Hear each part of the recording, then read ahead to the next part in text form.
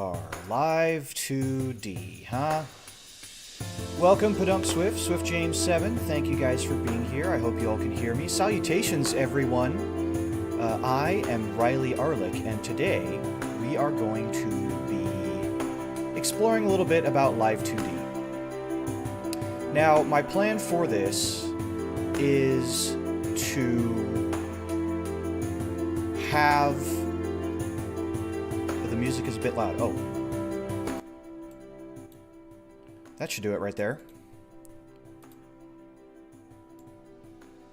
That'll probably be a little bit better. Salutations. Thank you for the notification there. I appreciate that quite a lot.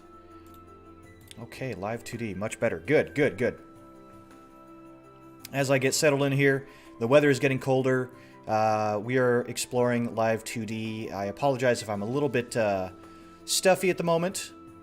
I've had the heater turned on. Many of my kobolds have been acting quite lethargic thanks to the colder weather, but we're going to dive right into here. And my plan here is to show you what I'm doing, explain a little bit of what I'm doing as I go, and then at the end of a big step, I'll summarize what we did. Okay, so you have hopefully two opportunities to follow along. One is when I'm doing it, and two is when I summarize it. Okay, so let's dive in. The very first thing that we need to do, obviously, open Live2D. This is the free version. It has limited capabilities. You have fewer parameters, fewer deformers that you can access and things like that. But it should be enough for our simple avatar. And we're going to load that avatar in now. Good old file, open, very, very simple. We go to the folder that we had our avatar in. You can see that we have the slime avatar, live2d, ready.psd, and this other one just in case we need that as well.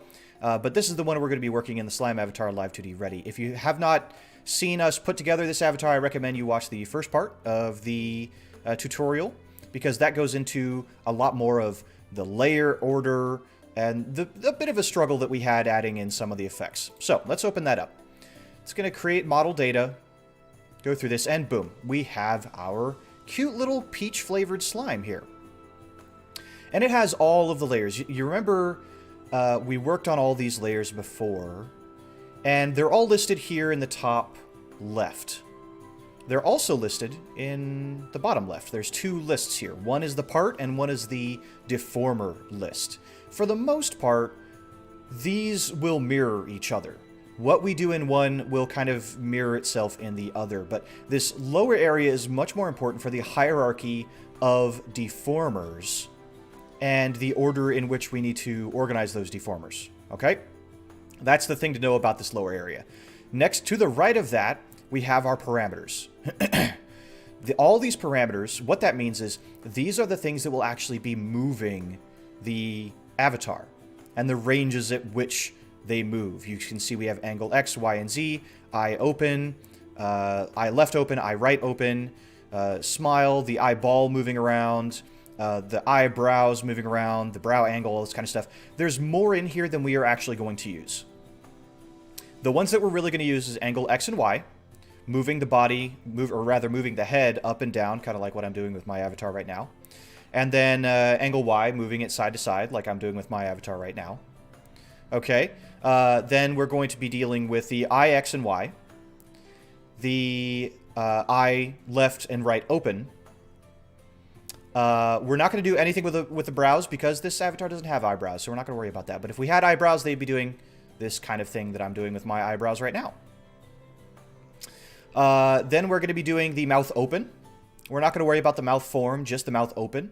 Then we have the body XYZ. We may do a little bit with that. We may do a little bit with the breathing. We're not going to worry about the hair because this avatar doesn't have hair. But we may plug the twig and leaf into the hair as its parameter. Okay, so that's all you need to know about that. We're going to come back to all these things as we go. Above that, we have the inspector. If I click on any particular part, it's going to have a bunch of jargon in here. For the most part, not a lot that we need to know about this yet. Okay, so don't worry about it. Project tool details, we're not really going to be touching that. Log, we're not going to be touching that. The tools up here. There's a few of these that we're going to use and a few of them that we're not, because we just don't have to worry about it. But we'll be going over those as we proceed. So the first thing that you'll see is we still have our sketch layer, and honestly, I'm just going to delete that. We don't need it. So you select it, you hit delete on your keyboard, it's gone. Another layer that we're not going to be using is the paper layer. This was the background layer in Club Studio Paint. It's this kind of taupe tan color. We're not going to be using that because we want this avatar to be transparent over other programs. Welcome, Lex Crown. Thank you for being here. So we're going to delete that as well, and you can see that what appears behind the avatar is the typical transparency screen. So anything that has this white and gray grid represents transparency. So when we put this avatar into something else, then all you will see is the avatar, not anything else, not any of this checker pattern grid. That's pretty much step one right there, is deleting a couple of those layers that we don't need. We don't need the sketch layer, we don't need the background layer. But they were imported in when we brought in the model. So the very first thing that I'm going to do is apply an art mesh to every part that we are going to use. What that does is it tells the program, here is the skeleton of the piece of artwork that we're using, okay? There's a lot of nuance to the art mesh, but don't worry, we're not going to be diving into any of that nuance because frankly I don't even know that nuance myself. So we're going to be using a lot of the default art mesh tools for this. The way that we're going to do that is we're going to select a part, okay? The leaf right at the beginning. This leaf now has a when you select it, it will have a little red box around it and another box around that. If I wanted to, I could alter the shape of this leaf with some of these corners right off the bat. But we don't want to because the leaf is the shape that we want it to in its resting phase. We want an art mesh. Okay, there's a handy dandy button right here that says auto. And when you hover over it, it says automatic mesh generator. Generate mesh based on the settings. Value can be changed by dragging left or right. So we have the leaf selected and we're going to click auto. Okay, a window pops up. Now, one thing that's a little bit frustrating about this tutorial is that I can't really show you the window, but I'm going to describe as best I can what I see and what you will see when you click that button. You're going to see a small window pop up that's about this size, okay? And it's going to say automatic mesh generator, and right off the bat it is going to have a preset and a drop down. You click the drop down and we're just going to use standard for every single piece of this. And when I click standard, you'll see a bunch of dots appear over the leaf. That is the art mesh. This is now the skeleton of this leaf. Again, there's a lot of nuance about how this could be shaped, how many points that we want in here. We're not going to worry about that. We're just creating a standard art mesh so that the program can start using that skeleton for the deformers that we're going to add in later. We're going to do that for every single piece that we have. Okay, so all I have to do with the automatic mesh generator window open, and I know you can't see it because of a little bit of a limitation at OBS at the moment, but we can leave that open and select the next part. The next part is going to be body shade. It is the shaded area that we have that's going to kind of be over all the other parts. Same thing. Drop down, standard, and now we have a bunch of lines and dots. That is our art mesh. Going down the line, we are going to even be selecting parts that are transparent. In fact, we're going to go ahead and click these eyeballs over here. That will make those pieces viewable. Okay, for the right and left eye. Make sure there's nothing else there. As you can see, this is what the eyes should look like when they're closed. Okay? So, again, clicking a piece, clicking the preset, clicking standard. That's all we're doing on every single part. Make sure that you're careful to not miss a single part. You're going to see that these little dots and lines will appear over each part. And that's all I'm doing. Going down the line, adding a standard mesh, art mesh to each part. If you miss an art mesh, then when you try to animate it, it's not going to move. Or it's not going to move in the way that you expect it to move. Do the lips here. Scrolling down. I forgot how cute it is. Thank you very much. I'm rather proud of this little design. We have the body flat. This is the transparent one. The twig here is getting its art mesh. You can see even the grass pieces down here are part of that, and they're getting their own sets of dots and things as well under here. and finally the body duplicate, which is at the very bottom. So there we go. We have all of our art meshes active. They're all standard. They're all the default art mesh that you will get in Live2D, and that's fine. This is not a super fancy avatar. It's not a very in-depth avatar. It is simple. My goal, again, is to increase your confidence in trying these programs out, in trying this program out, in trying to dive in and start to fiddle with making your own avatar and animation. Quick hydration check. And there we go. If I click outside of the art meshes in this transparent area, they'll disappear. But if you kind of mouse over, you'll see a green grid that will start to appear, especially as I hover over other pieces. Now, if you watch the tutorial for Live2D that Live2D has put out, they will often recommend locking any of the layers that you're not working on as you work on them. What that does is it makes sure that you can't accidentally select something that you don't mean to select. It's very good practice. It is a very good idea. I recommend you do it. I'm going to try to do it as much as I can. It does increase the number of clicks that you're going to be doing because you're going to be locking things, working on something, unlocking something, working on something, etc., etc. But it is a good practice to make sure that you're not messing things up that you don't intend to mess up. It's simple, but exactly the kind of thing I would use. Absolutely. And I hope that a lot of different people would, be encouraged by this. There was a reason that in my Twitter poll, I had a rock, a plant, and a slime as the things that you could vote on, because all three of those could be very simple avatars that you could use. You could give them whatever sort of name or backstory that you want, and add that little bit of extra magical fantasy aspect to them. So, all we've done so far is click on each of our layers and add an art mesh, right? So what we did is we clicked on our item, we went to auto art mesh, we selected standard, and then we clicked on the next one and continued along. As soon as you click standard, there's no OK that you need to press. It automatically applies it, and you can go from there.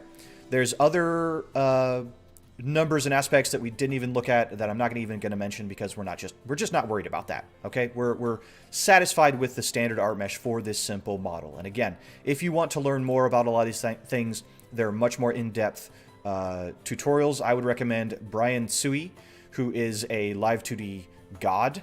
But at the same time, there's a lot of stuff that he goes through that is, if you watch some of his tutorials, he's going in depth to a lot of different pieces. Some of his tutorials are literally just going through the workflow.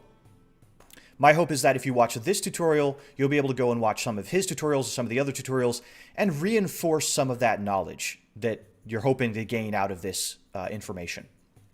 All right, that's enough of that. What can we do now that we have all these art meshes? Well, now that we have these art meshes or skeletons, we can actually start to apply deformers. Now, deformer is a fancy way of saying, hey, Live2D, make this skeleton move in this way. Okay? That's what it is. So where do we want to start? I personally am going to start by making the eyes move about. So there you see we have the two eyes. In order to do this, I need to set up a number of things because these eyes are going to be tied directly to all of these other parts. So from the right eye all the way up to the right eye line, this whole selection here is going to be under a single deformer. And that deformer is going to apply to the eyeball X and Y, the eyes moving up and down, okay? And it's going to allow the character to look around. That's what it is. We are going to make a deformer that will allow the character to look around. Okay? So we have the right eye. We need a deformer for it. What's the button for a deformer? Well, it's this button right here. In fact, there's two types of deformers. There's the warp deformer, which is most of what we're going to be doing in this, and there's a rotation deformer. Rotation deformer is what you would use if you wanted to do this sort of thing that I'm doing with my avatar right now. The tilting side to side that tells your avatar, hey, I want to just rotate all of the pieces. I don't want to warp them in any way. I just want to rotate them from side to side. Okay? We're not going to be using that. We're going to be using the warp deformer. So I've selected the right eye. That is going to also select the art mesh. And then we're going to add the deformer. Now, I have a window here. Okay? that says free version, the max number of deformer is 50.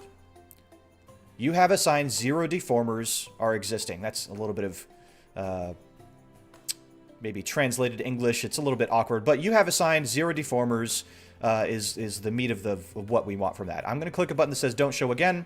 We know that we have 50 deformers to work with. I'm hoping, since we don't have all that many pieces, that we will be able to knock this out relatively quickly without matching or even meeting that number of deformers. So we hit OK. Another window is going to pop up. Again, I apologize that we can't see this in OBS, but again, I'm going to describe it as best I can, and hopefully in future tutorials I'll figure this out a little bit better. But it says create warp deformer, destination part, root part, we leave that as it is, name, curved surface. So we're actually going to change that name. That's the first thing that we're going to change, and we're going to make it match the part that we're working with. So right eye, and then the thing that we want to do with it, which is XY. We are applying this deformer to XY, and I'll explain that a little bit more in a moment. The next section of this window says add, and it says as parent of selected object. That's exactly what we're doing. The warp deformer is the parent of the selected object. What that means is that this deformer controls the object that it is assigned to. Okay? That's all that means. Then, number of Bezier divisions, we're going to leave at the default of 2 by 2. And number of conversion divisions, 5 by 5. Again, leaving it all as default. All we have to do is hit create. That's the button at the very bottom here. Boom. Now you'll see a red box and a green grid around the eye. Congratulations, we've made it a deformer. Okay? Now we can't really start animating just yet. I want to apply a couple other deformers and control a little bit of what we're doing with this deformer to make sure that it does what we want it to do. So the first thing that I'm going to do is I'm going to move this up. Just click and drag it up to the area that we're using it. That way there's a little bit of a better control over that. Now you'll notice under here, the order of the right eye deformer didn't change. Okay, this is the parts list up at the top. This is the list of parts and is mostly just for organization so that you can understand what part you're working on. This deformer area down here is more about the hierarchy. Okay, the right eye is now under the right eye XY deformer. Okay, that's the part, that's the deformer. If we click on the right eye, we will also see in the inspector that a deformer is applied, and it says right eye XY. Perfect. That's what we want. If it said anything else, I might be a little bit concerned at the moment, but that's what we want it to say. The next thing that we want is we want to take all of these other parts, the right upper eye line, the right upper eyelid, the right lower eyelid line, and the right lower eyelid. We want all those parts to be under this same deformer so that when this right eye moves, all these other parts will move with it. That's what allows me to blink even when my head is facing this way, or this way, or this way, or this way. Okay? That, by having all these parts move together, it simplifies that process. Okay? So, in order to do that, what we need to do is we need to find those parts here in the deformer list. And we're going to select all of them. We're going to click the top one, hold shift, click the bottom one, that will select all of them. You could also hold control and select them individually. And then we're just going to click and drag and bring them up under right eye until we see this little yellow highlight of the deformer. When we let go, they'll all list themselves under that deformer. If we so now if we do anything with this deformer, it will affect all of the pieces underneath as well, which is what we want. Okay, let's do the same thing for the left eye. Going through the steps, I am going to select the left eye part. I'm going to confirm that I see that art mesh. Hit the Create Warp Deformer button. I see a window that says Destination Part, Root Part. Name, I'm going to call it Left Eye XY. As parent of selected object, 2 by 2, 5 by 5, create. Okay, now we have that underneath the right eye XY. Now we have left eye XY. I'm going to select the other left eye parts. Select the top one. Select all of them. Click and drag until I see the yellow highlight over the left eye XY. Let go, and they'll all filter in. Done. We now have two deformers that we can work with. And this is the very first step that I'm going to do. I think it's a very compelling step to see the eyes moving around. And so that's what I wanted to do first. So, now that we have those deformers set up, we can start applying the parameters. With me so far? This is where the order of things is going to be very, very important, okay? There's specific ways that you must click things in order to apply the correct parameters. Hello, Enob. Welcome, welcome. Thank you for being here. I've just started to apply the parameters here to the eyes to make them move left and right. Now, here we go. Eyeball X and Y. That's what we want. Those are the two parameters we're going to be working with. X is moving up and down. Y is moving side to side. We're going to start with the up and down. We select the right eye XY deformer in the list. Okay? We must select that first. Then we select the eyeball X. We must select that next. Then we select this button right here, which is Add 3 Keyforms. Keyforms is a fancy way of saying these are the different steps within the animation. Okay? By adding 3 keyforms, we will be able to designate the topmost movement of the eye and the bottommost movement of the eye, as well as the middle form is the third one in the center there. Okay? We click Add 3 Keyforms, and we will see 3 green dots appearing along eyeball X. Okay. This is where we need to go to our model. Now that we've followed that specific step of clicks, we can now move this piece. Wherever this center point is where the model should be at rest. So at the moment, we don't want to move this piece just yet, okay? Wherever this point is, and you can see it highlighted by a little red circle, that middle point is where the model should be at rest. So if I'm making a neutral face, this is where that eyeball should be. Okay. You may notice in my avatar, the eyeball is actually the blue pupil and iris that's moving around as I look around. Because this slime avatar is simpler, I'm not worried about the sclera or any of those other parts at the moment. So we're just going to be moving this eyeball around as eyeball XY. So we're going to do exactly that. First is we're going to move this red circle all the way to one end. And you'll notice that this little number over here becomes 1. Okay? That number becomes 1. If I move it down, it becomes 0 at the center, and it becomes -1 at the bottom. -1 is downwards. +1 is upwards. Okay? So, we move it all the way to the upwards position, the +1 in this little list here. We're going to click and drag this entire thing. What we want is for this icon to have the plus symbol in the very center. And we can click and hold on this shape. And what I'm going to do is I'm going to hold Shift. Shift in many art programs, if you're trying to move something, will mean that it moves directly up and down. It will not deviate from the XY axis, okay? So if I'm holding Shift, this will only move up. Even if I try to tug it in other directions, as you may see my cursor is doing, it's only going to move up. Then if I bring it back to the center, it will move directly across. You can see it lines up perfectly with that. What we want is we want to move this up just a little ways, maybe to there. Okay, and then we can let go of the mouse and let go of Shift. This part, this piece, this eye, is now, this position is now tied to this keyframe, this little green dot. Now watch what happens when I move this little red dot that highlights it. The eye is moving up and down. Okay? By going through that process, which I'm going to summarize it in a little bit here, we have now enabled the eye to go from the center position to the upmost position. We're going to do the exact same thing with the -1. Move it all the way over to that keyframe. Click and hold Shift, and pull the eye down a little bit. And then let go of your mouse, let go of Shift. We now have the eyeball X of the right eye.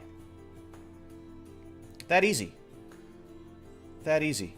Now, it looks kind of weird because only the right eye is moving up and down. But now we're going to do the exact same thing with the left eye. So I'm going to move this to this center position. And another way that you could do this, which I found very handy, is I go up here to this these 3-line icon and I hit reset to default values. Okay?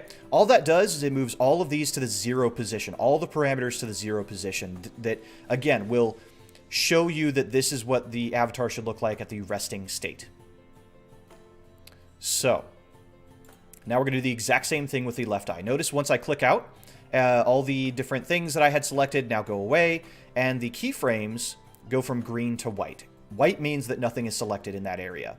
If I select the right eye XY, you can see that these get highlighted and show that you can now work on them. If I selected the left eye XY, because we haven't assigned that to this parameter yet, they go white, which means that it is not assigned yet. So, we're going to go from the very beginning, and I'm going to go through this same process to show you exactly what this should look like. I select the left eye XY. I select eyeball X parameter. I select keyform, add 3 keyforms. Boom, these become green.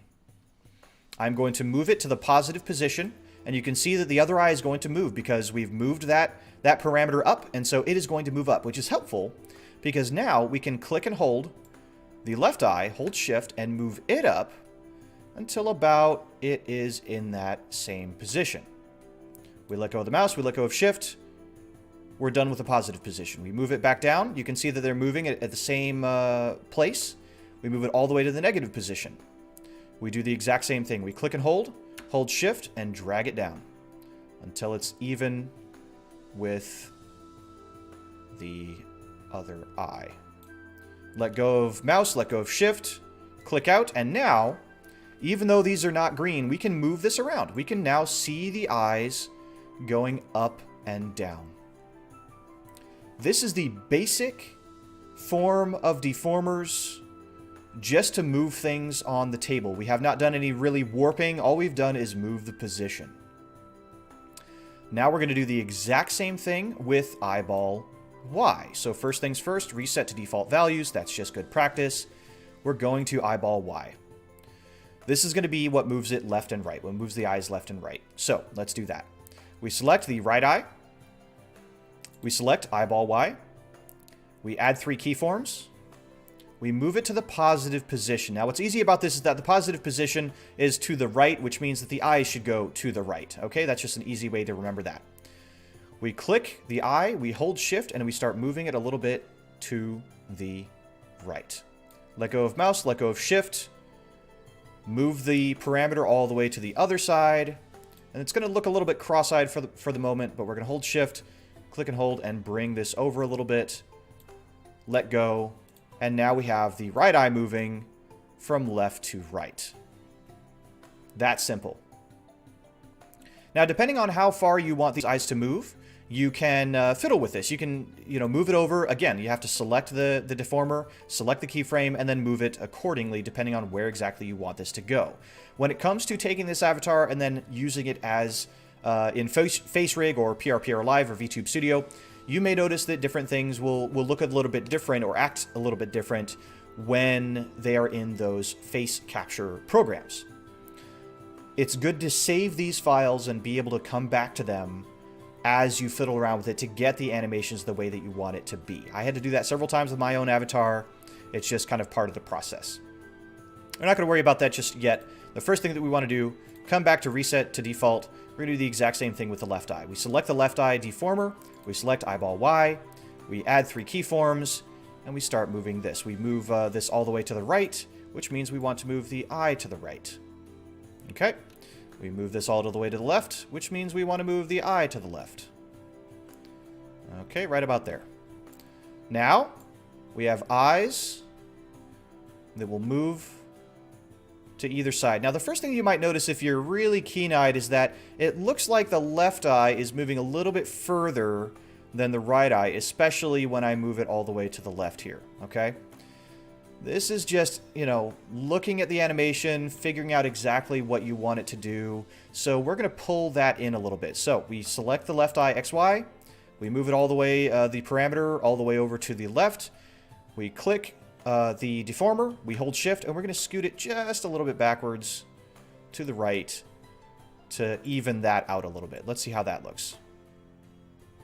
That looks a little bit better. Maybe a little bit more to this side. A lot of working in Live2D is going to be exactly this. And now I think the right eye needs to be reined in a little bit. So we're going to select that, select the eyeball, move it all the way over to this keyframe, hold shift, hold the deformer, scoot it in just a little bit, and now we have the eyes moving left to right. That looks pretty even to me. I could fiddle with this for hours, getting it exactly the way that I want it to go. But for our purposes, this is looking pretty good. So we've got the up, we got the down, and we got the up, we got the left and to the right. Whoop, well, wait a minute. The eyeballs are in the up position, but I can't move this parameter. Nothing happens. Why the heck is that going on? That is because currently these parameters are separate, and there's a trick that we can use, a function within Live2D that will allow us to get those corner positions, the top left and the top right, bottom left and bottom right, etc. of this animation. What we need to do is select the top parameter, eyeball X, and we are going to right-click it, or I'm sorry, we're going to select both parameters, eyeball X and eyeball Y. Right-click those. Wait a minute, hold on. I forget how to do this. Ah, yes. It's a... Oh, I remember now. Okay. We're fumbling along here, but I figured it out. Okay, I think. You click eyeball X. Control-click eyeball Y. Select this little thing right over to the side, which says Link Parameters. Okay, you'll get a grid like this. What this does, it now allows us to move the cursor, the keyframe selector, across the entire range of movement. Now you'll notice if I move to the left or to the right of either of these, different things are happening. I may have gotten these parameters backwards. Oh no, I've gotten these parameters backwards. Oh no. I'm going to cheat a little bit. I'm not very good at math. So X is supposed to be vertical and Y is supposed to be horizontal movement. So we're going to fix that. I'm going to cheat a little bit to fix this. So the way that I'm going to do that, one thing that I will say is this is not a very good idea. If you absolutely have to correct a mistake like you've done with me, then you can do this, but I wouldn't recommend it. A way to do it would be to unlink these, and what you can do is you can delete the keyframes by clicking this button right here. Could delete all keyforms, okay? That would clear whatever animation, whatever deformer is in here, and you could redo it. And I've had to do that several times. It's part of the process. And for the sake of argument, you know what? We're going to do exactly that. So bear with me for a moment. I'm going to delete all the keyframes for each of these. So select the right eye, select eyeball X. And again, this was supposed to be left to right, but is up and down instead. So we're just going to delete that, select eyeball left, and delete that. And then here as well. And we're just going to really quickly redo that. So, yes. Let me redo that. So eyeball X, this should have been left to right. So right eye. Oops. Ah, see, I'm already messing up. I've become flustered. I select the deformer. I select the eyeball. I create 3 keyforms. I'm going to do that for the eyeball X and Y, just for the sake of expeditiousness. Do the same thing here. Now we've applied all the keyforms. Coming to right, eyeball X, right eye XY, eyeball X is the parameter. We're moving that left to right. Oops. First we need to move the red circle. Then we move this. I become flustered and totally lost my train of thought. I do apologize. I am quickly going to correct this. We've moved this all the way over here. Now we need to move this to the left, to the right. Okay, then for the Y parameter, we are moving this up, and we move the I up, we move it down, we move the I down. We do the same for the right eye. This is in the downward position, so we shift click and move this down. Then we move it back up. We move this up. Okay, let's see how that looks. Yes, so that's what we want there. And that's what we want there. Once you've gotten a hang of some of this stuff, it can really be that easy. So even though the explanation already took about a half an hour, the actual doing of it can be pretty quick. So please don't be intimidated. I'm then going to link these two once again. And now if I move the cursor up, the eyes go up, and I move it to the side, the eyes go to the side. That's what you want to see. Okay, so I do apologize for a little bit of misguidance there, but we're going to stumble through this together. All right, now you'll notice that if I move it up and then I go to the corner, it seems to drift back down, right? That's because these corners have not actually been added in the animation loop, or the animation system here.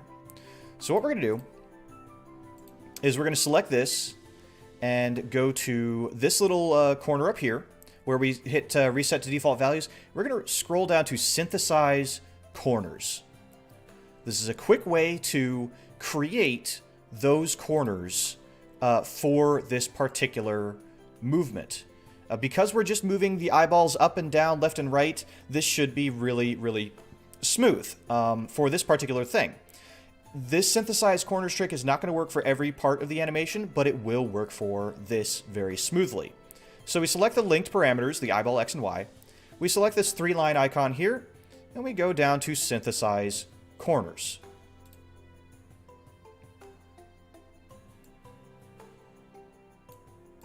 I made a goof.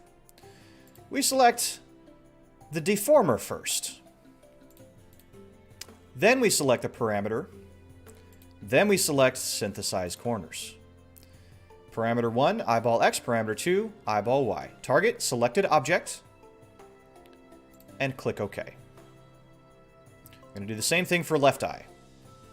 Okay. Select the left eye deformer. Select the linked deformer for eyeball X and Y. Synthesize corners. Eyeball X, eyeball Y. Okay. I apologize if that was a little bit confusing.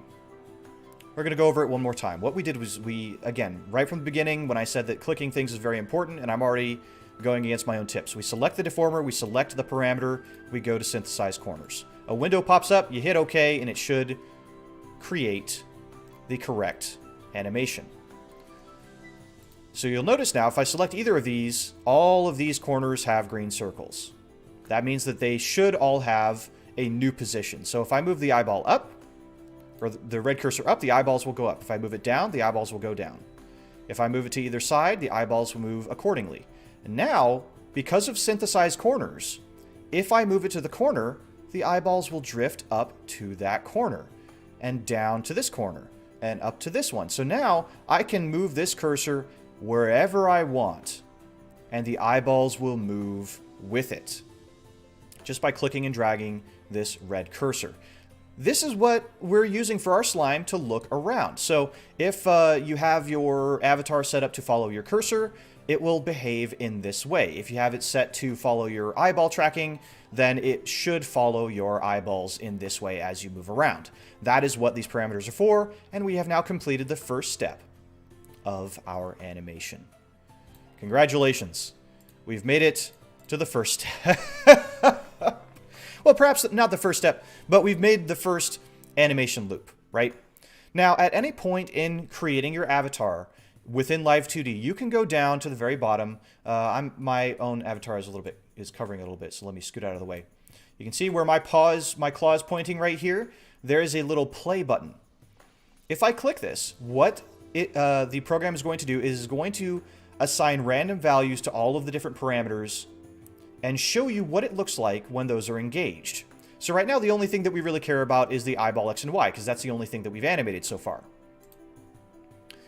So you can see as this cursor moves around, the eyeballs move around. I'm not doing anything. I'm letting the program kind of play on its own, and it is moving all of these parameters around. We can hit stop at any point, and all of these will stop in this position. If anything looked odd in any of these positions, we could use that information to our advantage, but we're not worried about that at the moment. Just to let you know that that little button is there. All these parameters are now jumbled up. We're going to go ahead and click our three-line button here and reset to default values. Everything is now at 0 again. Whew. Hydration break. Okay. The next thing I want to do is have the eyes open and close. This one should be a little bit simpler. I say should. We'll see. I've gotten flustered once. Let's see if I can do it again. The main parameter that we're going to be using is eye left open and eye right open. Okay? Just those two. Eye left open, eye right open. Accordingly, we're going to assign it to a new deformer. Okay, so even though we have right eye XY and left eye XY, we're not going to be using those for the eye open parameters. The reason for that is if we did, this entire thing is going to move up and down in ways that wouldn't make much sense. The 4 pieces that we want are these lines and eyelids for each eye. Okay? This is what we're going to be using for this animation. Now, as part of that, each of these is going to need a deformer assigned to it. Those deformers are going to be in the hierarchy of the right eye XY. Does that make sense? I hope it does. If it doesn't, it's okay. We're going to explain it along the way. We haven't done anything. You can see we've selected a few things, but we haven't really done anything just yet. Now, first things first is we're going to make these layers visible by clicking these little eye icons. We're also going to click the lock icon on the right eye and the left eye, because we don't want to be messing with those when we're trying to make these things open and close. Okay? The next thing that we're going to do is apply deformers to each of these parts. And they're going to be just the default deformer. Okay, so I'm selecting the right upper eye line, selecting the Create Warp Deformer tool, and just hitting, renaming it to RUE open. Okay. RUE, we'll do the full thing. RUE line open. Okay, so we know exactly what part that applies to. That's what we're going to name it. When I create it, you can see RUE line open applies to RUE line, and it is under the hierarchy of right eye XY. And the way that you can see that very quickly is you can follow this line on the left all the way up and down to see the hierarchy. So the way that we know that this is under that hierarchy is because there's a new line that leads straight down to this arrow, which is the RUE line open. We're going to do that with each part. Right eye upper eyelid, warp deformer, right upper eyelid open. Okay? It's a lot of typing, but it's going to be worth it later on because we'll know exactly what deformers and what parts do what. This is why it was so important in the previous tutorial to name your layers in a way that makes sense to you. Same thing with RLE line. Create warp deformer, rename it RLE line open. Create. And right lower eyelid, same thing, create warp deformer, rename it right lower eyelid open. Okay, all of these are now under the right eye XY deformer, so that even as your eyes open and close, like I'm doing right now, it won't matter the way that your eyes are oriented, the same animation will happen. Now, if I didn't do this correctly, what you would see is that the eyes would move, but the eyelids would open and close in a totally different location, okay? It would be as if my eyes were over here, but my eyelids were on the far left of my face, for example. So, we're not going to do anything with the parameters just yet. We're going to just go ahead and do the same thing with the left eye so that we can get those done. Create warp deformer, LUE line open. And just double check that each of these are falling under the left eye XY deformer. That's that hierarchy that we want. So this one is for the left upper eyelid open. LE line. This is probably the most deformers that we're going to use is for this process. A lot of the rest is really going to be really simple. So if we can get past this part, we'll be smooth sailing for the rest of this adventure here. So, remember that we have 50 deformers to work with, and already we've used 10. Okay? We probably won't need that many more deformers, because we don't have that many other parts. We'll probably use maybe another 5 for the mouth, maybe another 1, 2, 3, 4, 5 for the rest of the body. It should be relatively simple from here on out. And the mouth is going to behave in much the same way that the eyelids are, so when we finish the eyelids, we'll move to the mouth and make sure that we can get that opening and closing as we want it as well.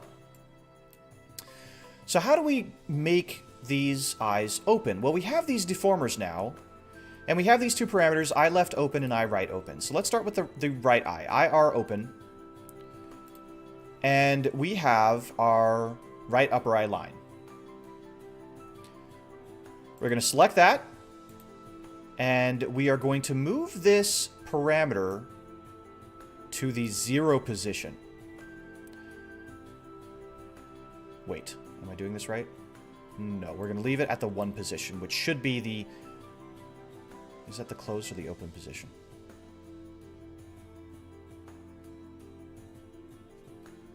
Let me drink a bit of my water while I think about this.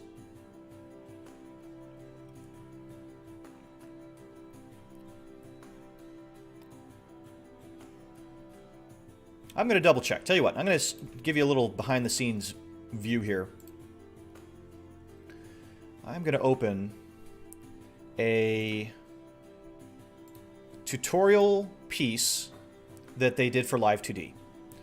You may recognize this if you've looked at Live2D at all. This is Mark Kuhn. He is Live2D's own. I'm just going to double check which is the open and close of the eye. And so I can kind of look along here. Here's the left eye. If I move this along, yes. So the far left is going to be the closed position. The far right, or the positive parameter, is going to be the open position. That's the only thing that I needed to double check.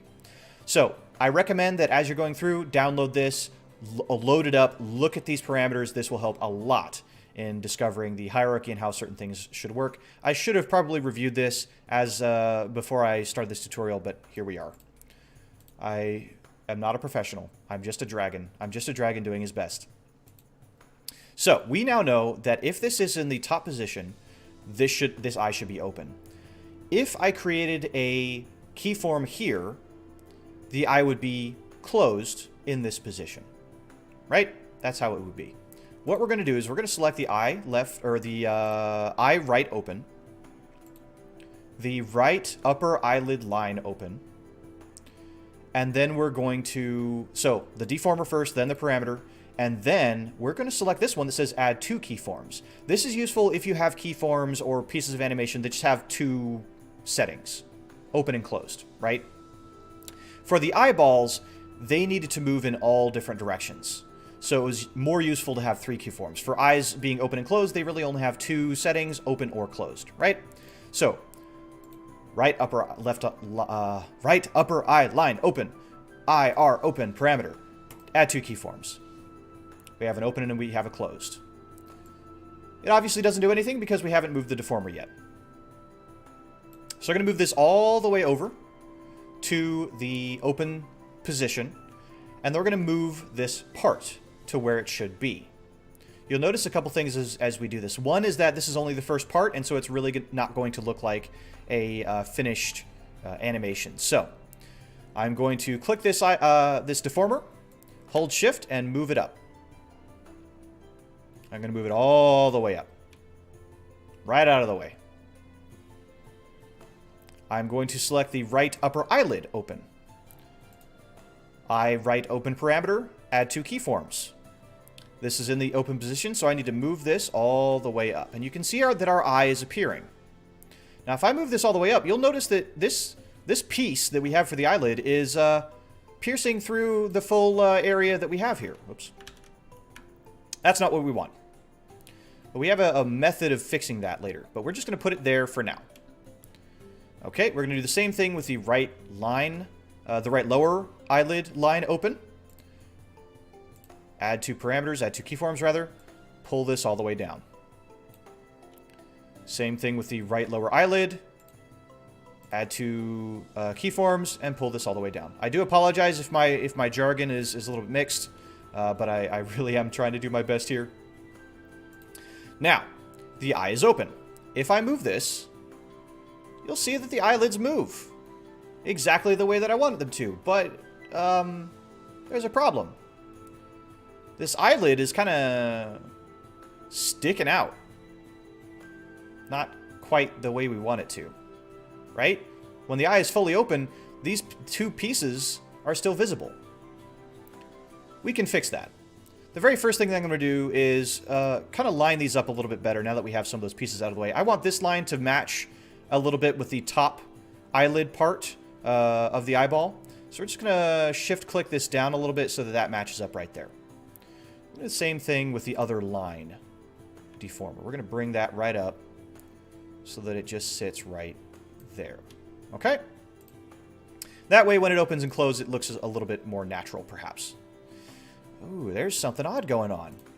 Now that I've done that, you can kind of see the lower part of the eyelid as I move this up. Why the heck is that happening? Well, it's happening because we need to fiddle with the actual eyelids. So let's do that. There's the lower eyelid and the upper eyelid. These represent the actual shapes that make up the pink surface of the eyelid. So I'm going to select the lower eyelid first. And as I move this up, I'm going to look for where that might be going wrong. And I can see that the fact of the matter is it's just not matched up very well with the actual line. So we're going to fix that. We're going to pull this up until we see it kind of piercing that. Then we're going to pull it back down to line it up with that line. Okay? That should already look a little bit better because it should be matching that eyelid a little bit better. Well, it's not really. The reason for that is because in the closed position, this eyelid, the lower eyelid rather, is a little bit higher. We can test that by making this invisible. You can see that this lower eyelid is piercing the line. It's going beyond the line. We don't want that. So we're going to shift-click and drag that down in the closed position so that we can get that where we really want it. There. Now, if I open this up and down, we'll see that that matches up appropriately. Let's do the same thing for the upper eyelid. So we're going to make that visible, and we're going to make the lower eyelid invisible to make sure that we're using the right thing here. Select the deformer.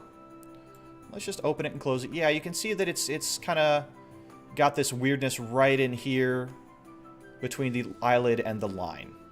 So in the open position, we're going to bring that down right here. Again, until it kind of pierces through, then we're going to drag it back until it matches that line. Perfect. Same thing on the other end, which I think it already is. Yep, it already is. Great. So now the eye opens and closes pretty cleanly. But we can still see a little bit of this weird eyelid, this weird eyelash. There's a trick that we need to do for these pieces. We need to assign a clipping mask. A clipping mask is a fancy way of saying that this piece should only appear within a certain area that we designate. We're going to designate that right now. So for each of these parts, I'm going to click on the right upper eye line. There's a clipping ID. Okay? There's a clipping ID for each one of these. You can see the deformer that it's applied to, and then the clipping ID right beneath it. Well, for that clipping ID, we need the actual eye. We've locked it, so we need to unlock that real quick. And we need to go to the top portion here, which is the ID. The ID is currently designated as Art Mesh 9. Okay? I'm not going to bother renaming it. I'm just going to copy it.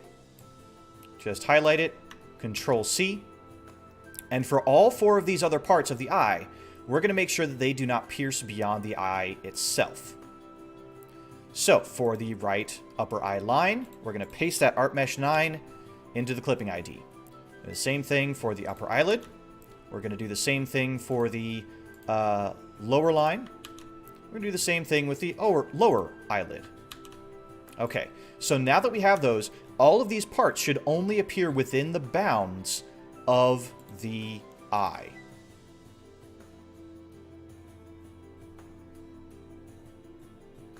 That's a little disappointing. The thing that I'm noticing here is if you look closely, there's actually an outline of the eye as a result of us doing that clipping. We may have to do something a little bit different for that, but let's just test the animation first to see if that looks a little bit better. Yeah, so now when this is all the way... Wait a minute.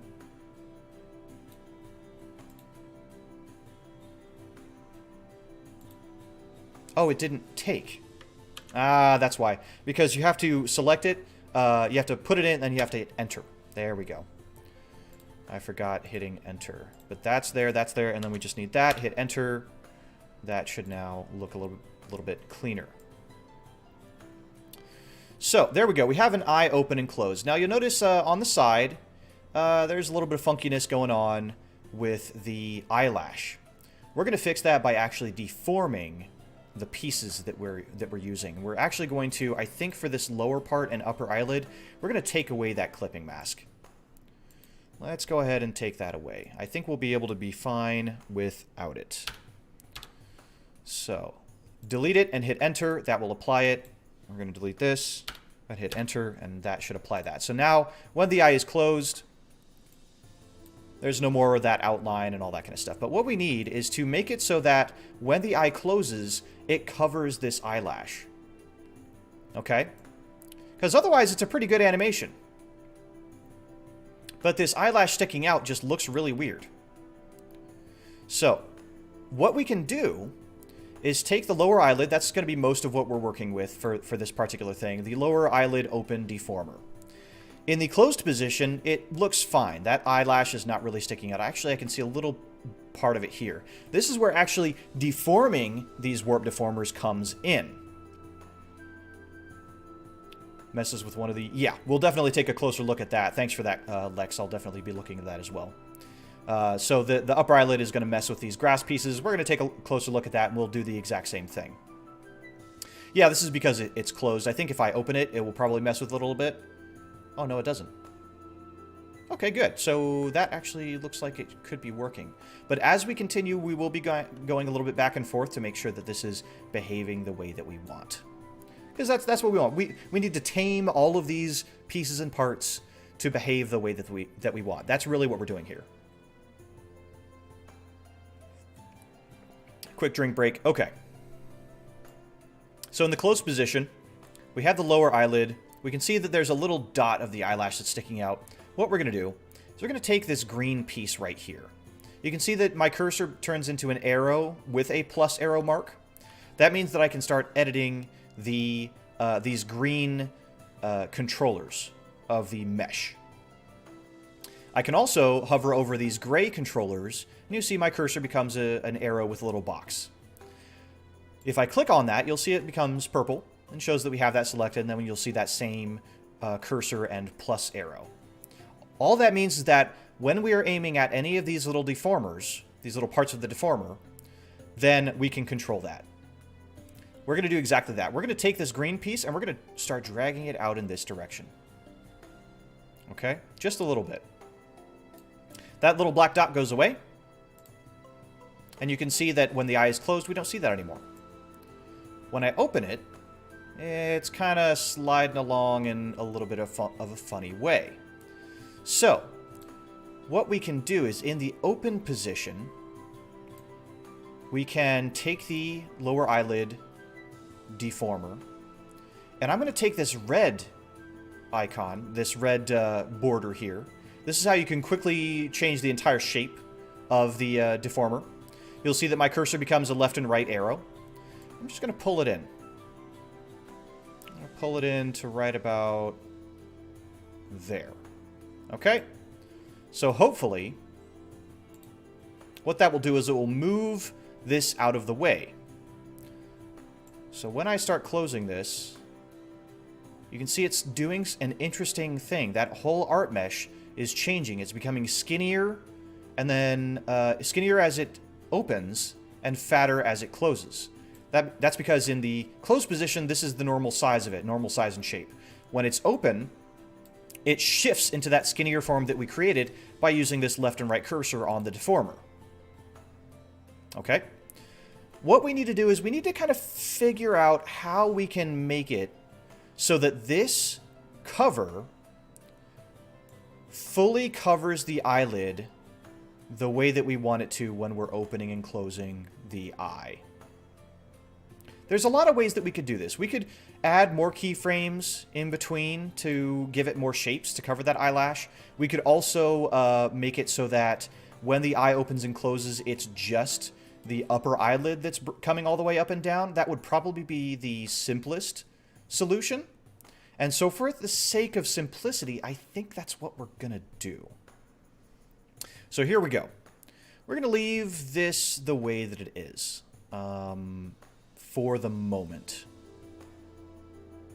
How do we want to do this?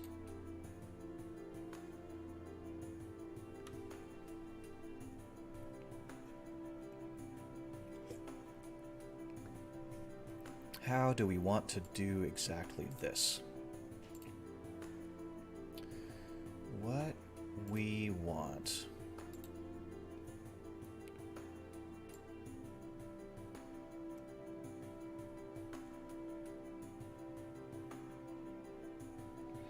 It's good to have that lower eyelid kind of coming up to meet the upper eyelid. That's a little bit of a more natural look to an eye opening and closing. And that's what I was hoping to accomplish when I created these layers, right? But I think, for the sake of simplicity, and for the sake of making the animation just a little bit easier, we are going to get rid of the lower eyelid part. Okay? We're not going to delete it just yet, but we are going to make it all invisible. So the right lower eyelid and the right lower eyelid line. All that we're just going to make invisible, shrink that down for the moment. That way we don't have to worry about it. And we're just going to work with the upper eyelid. So when the line is open, it's in that position. When it's closed, this needs to be all the way at the bottom. Like this. Okay? Same thing with the upper eyelid. When this is all the way open, or when it's all the way closed, this needs to be all the way down. Now, as you can see, as we're pulling this down, we're kind of exposing the top part of the eye. We can fix that just by clicking on the red arrow here. We'll get a vertical arrow up and down, and then we can drag that all the way up. Okay? Then in order to cover this eyelash, we can take this corner here, this green corner, select that and drag it down and out. My hope is that as this eye opens and closes, I'm just going to pull some of these other shapes out to kind of cover that area. As the eye opens and closes, it will automatically cover that eyelash. Let's test it out. If it opens, we have a discrepancy. So when it's all the way open, we need to take this line and move... the deformer of... Oh no, I have messed up somehow. I selected the wrong thing. So we're just going to Control Z back to the start of this. To where we made those invisible. Thankfully, Control Z is a thing that you can do in this program. It is a lifesaver. That's what I did. See, I selected the art mesh rather than the deformer. That was my mistake. So, in the open position, that's where we want it. In the closed position, we want this to go all the way down. So we click Shift, bring this all the way down. I say keep it. I say keep both motions, but have them meet in the center of that lash or at the top. That would be the smart thing to do. And if I had more time in this tutorial, then I would absolutely do that. But because we're already an hour in and we've only gotten to the eyes opening and closing, then I'm going for the simple, easy solution. What you would do is you would fiddle with it, okay? You would fiddle with the different layers and the different deformers to get it the way that you want it to look. For now, the way that I want it to look is just have this quick eye open and close. So let's test that now that we've gotten that line up and down. Okay, yes, that's what we want. We want the line all the way up and then all the way down. Now we just need to do the same thing with the upper eyelid. Select it. When it is open, it is in that position. When it is closed, it needs to come all the way down. We are going to alter the shape by dragging the red portion up so that it covers the top of the eye. And then we're going to drag these green parts down until they cover the area that I want to cover. There's a little bit more eyelash over here, so I'm going to kind of select some of these gray areas and drag this out a little bit. There's many, many ways you can actually control these warp deformers, but just pulling that out should give us a better idea of what this eye will do. So let's open the eye. It opens smoothly. When it closes, it covers that area, which is what we want. I'm getting a little funkiness right here. I can adjust that pretty easily. I'm going to bring the eye to the closed position, select the upper eyelid, and we're just going to pull this corner back up, and that should help that, yes, very nicely. All I did was I altered the shape of the art mesh via the deformer, okay? And now we have a relatively smooth eye open and close. Okay? Not bad. Not bad. It opens and closes really smoothly, and what's more is because these deformers are under the hierarchy of the right eye XY, I should be able to move the eye around like this, and the eye open and close animation will continue no matter which way the eye moves. So if I have the eye halfway open, I can move this around and the eye will remain halfway open, all because of the hierarchy. Okay? So, we're going to do the same thing with the other eye. We're going to reset the parameters to default values, so they're all at 0 or 1 according to which one they're at. We're going to do the same thing with the left eye. So the first thing that we're going to do is we're going to take the lower eye line and lower eye lid, and we're just going to make those invisible because we're not going to work with those. All those pieces invisible. Why not make the lower one cover the lash and keep both motions? Because when it opens, you're going to see that lash earlier on, and I think it's just going to look a little bit funny. So, like I said, we're just going to go with the simple form here, and kind of continue along so that we can get something working. And then, if you wanted to, like I said, you can fiddle with it. You can do exactly that to try to get the type of animation you want. But my hope is that, you know, going through, you'll become a little bit braver at dealing with exactly these sorts of things. Just because it's difficult for me in this moment doesn't mean it will be not worthwhile to do in the long run. Again, this is to make sure that you know some of the basics of working with some of the systems so that you can make the animation do exactly what you want it to do.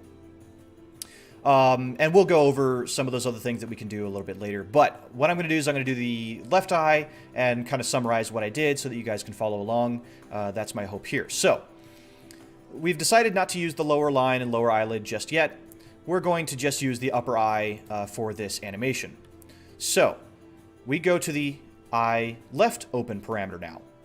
And what we need is for the is to add two keyforms for the upper eyelid and the upper eyelid line. Boom, boom. So select the deformer, select the parameter, and create the keyforms. When it is fully to the right, when this parameter says 1, that needs to be open. So we're going to start with the line. Shift-click all the way up to the top of the eye. I'm going to do the exact same thing with the upper eyelid. All the way up. Now, there's another thing that we have to deal with here as we adjust these a little bit. The first is we needed to look up the left eye, unlock it, and take the art mesh for it, which is, in this case, is art mesh 4. Copy that and apply it to the left upper eye line. So, the reason this is happening is because I need all of these arrows to be down so that I can actually see what I'm working with. So we're going to leave all these open from now on for simplicity's sake. But left eye, the art mesh, clipping ID, we want to apply to the left upper eye line so that it only shows up within the bound of the eye. Okay? The next thing that we need to do is take this upper eye eyelid, the deformer for it, and you can see where it's intersecting this shine when it's in the open position. We don't want that. So what we can do is we can take this red portion, get that little up and down arrow, and in the open position with the parameter here, we can drag this down like that. Flatten it out until we don't see it interrupting that area anymore. We may have to do more with that, and I'll explain that in a little bit. So that's the open position. I can see a little bit more of it, so I have to move it a little bit higher here. Like that. There we go. So that's behaving the way that we want it to. Then when it closes, it's almost to the bottom, but we need to kind of finish that animation. So in the closed position, we're selecting the line first, the upper line. Click Shift and bring it all the way down. Like that. Same thing with the upper eyelid flat part here. Shift click, bring it all the way down. We're doing the same thing. We're going to need to drag this out a little bit to cover that eyelash. Like this. And also up to cover the rest of that eyelid. And drag it down just a little bit further so that we get a nice full surface that is going to cover. Okay? So now, if this opens, we should get a nice clean animation, just like that. There are many times where you will have pieces of the eye that will show through, and you're going to need to select a part of the one of the keyframes within the parameter to adjust that deformer so that it covers that area or exposes that area, moving it in one way or another until you get a nice clean movement of the eye. Okay? We're going to move this parameter up a little bit, and the reason we're doing that for IL open and IR open is so that we can do this. We can click this this link icon like this. Oh, wait a minute.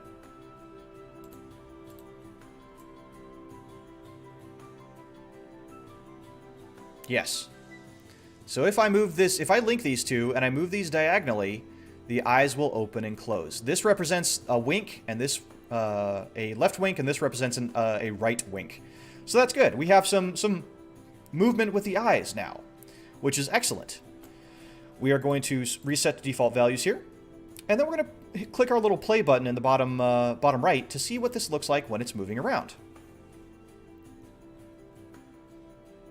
Not bad. It's moving around. Hopefully we'll see the eyes. Oh, right, the eyes won't blink in this particular animation. But we could have them blink by dragging this around. Now I'm noticing something, and that something is that when the eyes are open, you'll see this deformer is clipping a little bit further into here. So, a way that we can fix that is first to reset all this to default. We're going to bring the eyes all the way up into their far corner here, okay? Then you can see there's still some issue with the eyelid going over the highlight. That's not what we want. So we can adjust that upper eyelid a little bit further. Here it is, the left upper eyelid open. We can adjust that deformer a little bit further to make sure that it doesn't interrupt that highlight. And we're just going to flatten this down. Now, is that going to change how this operates? No, not so much. Not so much. That's not too bad. You can see it's intersecting with this bubble over here as well. That's a little bit unfortunate, but there's, unfortunately, the way that this is laid out, not much that we can do about that. One thing that I might do is, if I saw this and I said, okay, well, these are problematic, what I would do, I would go back into the original Photoshop file, and I would make the highlights here and the bubbles here their own layers and move them up the hierarchy until they are above the eyes. The clip mask would probably fix that. The issue that I have with that is, okay, let's apply this clip mask, right? So I'm going to take the left eye. I'm going to take the Art Mesh 4, which is the ID for the left eye, and I'm going to copy that and apply it to the upper eyelid.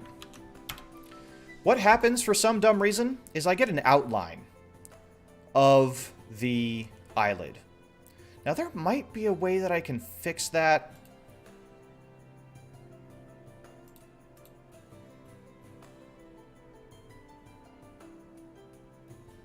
No, not that I'm seeing right off the bat. So that's the main reason I'm not using that, because you'll still get this weird outline of the eye, which is just a little annoying.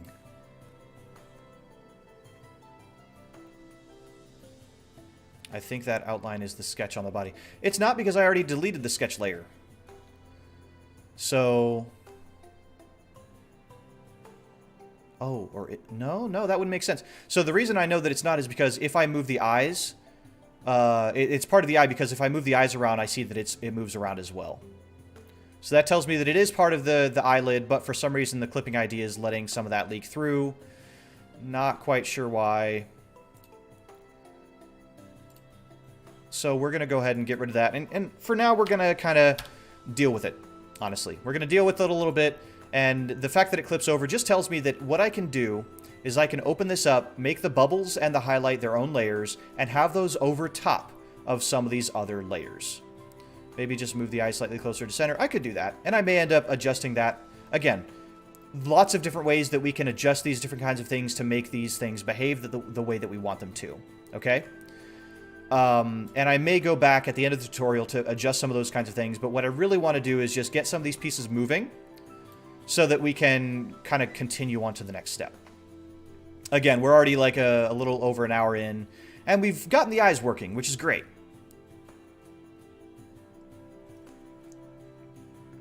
I'm trying not to make this a massive 3 or 4 hour tutorial, but the fact of the matter is that there are a lot of moving parts. So, we have the eyes moving, we have the eyes opening and closing. That's the big thing. Again, what we did was we took just the upper eyelid and we made it so that they would open and close the eye fully.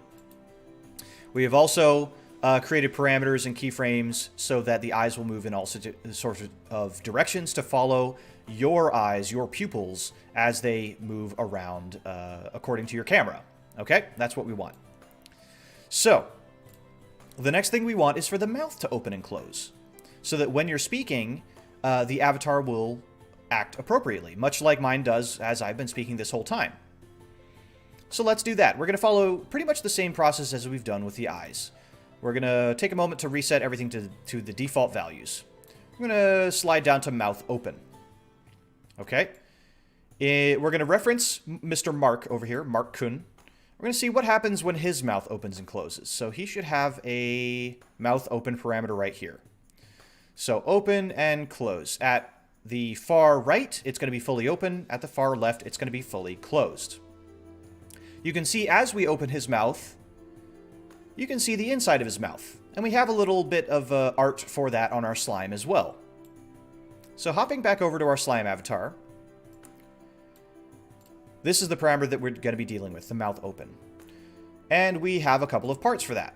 The upper lip, the lower lip, and the lines for exactly those things. So each of these will need a deformer as well. So let's apply those to begin with. So first the upper mouth. Click that. Upper mouth. Open. Just naming each of these deformers as we go. Lower mouth.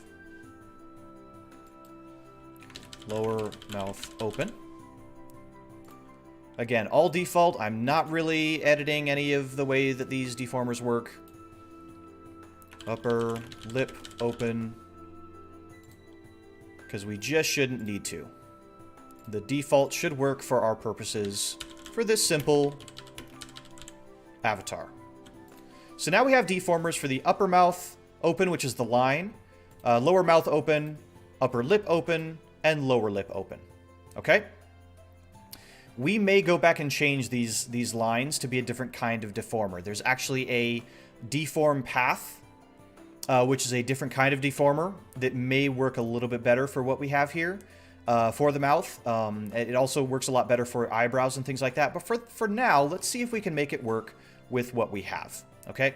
If I make these pieces transparent, okay, so all of these deformers and all these pieces, you can see this is kind of the shape that we have for the mouth when it is fully open and without the lines. So our ultimate goal is to make the mouth open and expose this little inner mouth shape. Okay? Let's make all these visible again and begin. So we're going to start just with the upper lip and the lower lip. They're a little bit difficult to see at the moment. What we can do is maybe turn the body... Yeah, we'll take the body duplicate and we'll make that transparent. You can see the work that we did on the eyelids is up here as well. But that'll make it a little bit easier to see what we're doing down here. Yeah, okay. Make the shade transparent there as well. So, this is what we're dealing with. First, the upper lip. Again, we're going to take the mouth open parameter. We're selecting the deformer, selecting the parameter, and adding the keyforms. I'm going to do the two keyforms because this should have an open and a closed position. At the far left, it's going to be closed. At the far right, it's going to be open. So when I move this to the open position, we need to move this up so that we can see that open shape. Okay? Same thing with the lower lip. Move this back to default. Select the deformer. Select the parameter. Add two keyframes. When this goes open, then we need to move this bottom part so that it opens the mouth, like that. Okay, first part is done. So if I move this up and down, we'll see we have a little bit of that animation already. The mouth opens and closes. It looks a little bit funny because of the shape of the upper and lower lip, but it works for the moment. We're going to do the same thing with the lines. We'll make those visible. Select the upper mouth open deformer. Select the mouth open parameter. And add two keyframes. Move it to the open position. And move the line to the open position. Just like that. Do the same thing with the lower mouth. The lower lip here. Move this to closed. Add two keyframes. When it opens, we want this to move down and match that lip. Okay? Let's make the body visible again and see what we have. So, we've got a little thing opening and closing. It doesn't look terrible. And depending on the kind of avatar you're going with, you could just accept this as it is. But we're going to go back a step and change one of the deformers, specifically this lower lip. Okay? The way that this deformer works is currently we just have it moving up and down, which is fine, but we can do a little bit better than that. I think, anyway. I think we can do a little bit better than that. Let's see. Let's go ahead and delete the lower mouth open lip. That was the one that, that's the bottom one here. Okay? We're going to delete the deformer. We're not going to delete the lower mouth. We want to delete the deformer. It's simple enough as selecting it and clicking the delete key.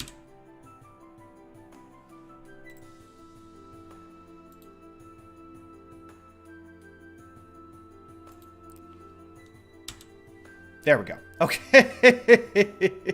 I had a moment there where I hit the delete key and it didn't do anything.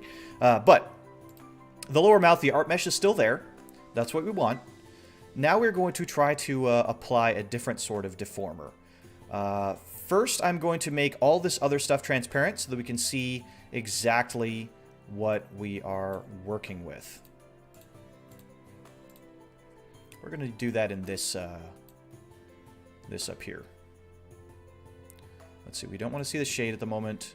We don't want to see the upper mouth at the moment, or the upper or lower lips.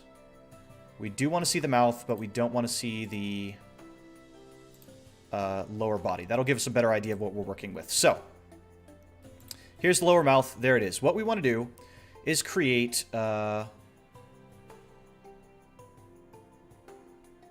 deform path edit. Link the transform path to the art mesh, not art meth. Oh my goodness, don't do art meth. Link the transform path to the art mesh and do a rough transform. I think that's what we want.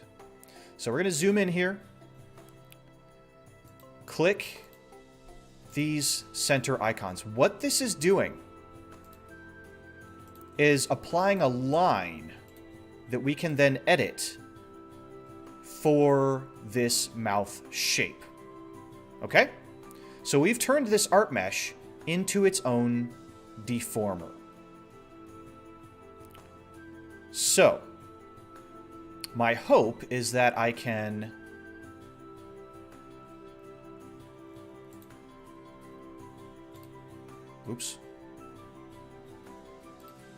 my hope is that we can then edit this according to when the mouth is open and make it follow this shape. Okay? So let's see if we can make that happen. So, when the mouth is open, okay, we have our lower mouth selected. We add our keyframes. When the mouth is open, we want this line to follow this shape. And you can see as I select these pieces,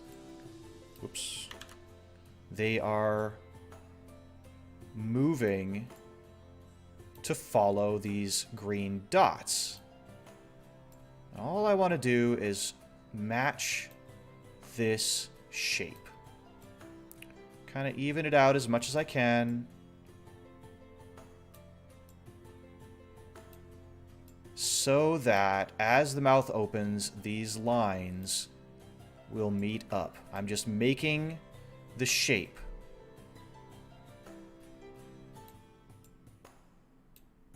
I may have to move these a little bit further. This is part of the Live2D process that is a bit of the tedium, okay? It's a little bit tedious, but when you get it working, it is very, very worth it. Now, you can see that there's some janky thing that's happening right here. Probably because of the shape of the mouth. Yeah, okay. This is where editing these other points comes into place. This was getting really skinny here, so I pulled this out, and that kind of helped to fix it. This kind of can edit the thickness or thinness of the line. You want to keep these things even, so editing these along, editing all the different parts, hopefully will help give us the shape that we want.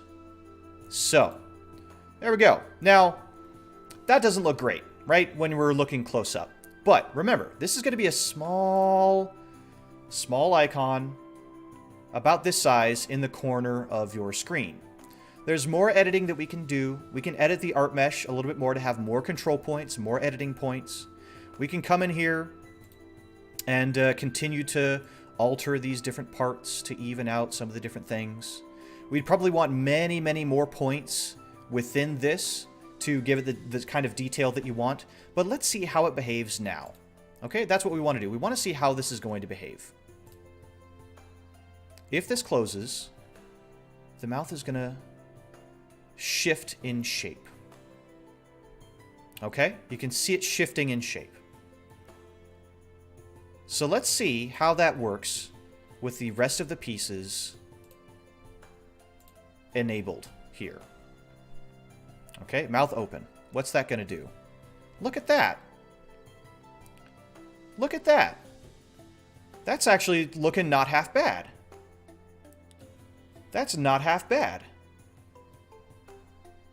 Right?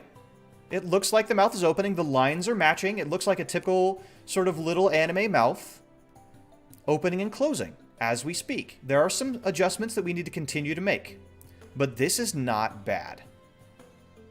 Right? So let's start making some of those adjustments. With the mouth open, we can see a couple of things are happening. First, this upper lip needs to move down a little bit. So let's start with that. Let's select the upper lip. We have the mouth open parameter selected, and we're going to just move this into position. Just kind of scoot it into position so that the curve of that upper lip matches the curve of the upper line here. So already that's looking a little bit better. Now we need to adjust this lower lip piece. As you can see, it kind of has this crescent shape, and as it opens, it's leaving all this other area exposed. What we can do is in the midway position, I think. Yeah, something at 0.5 here. We can start editing. We can add a new keyframe by clicking...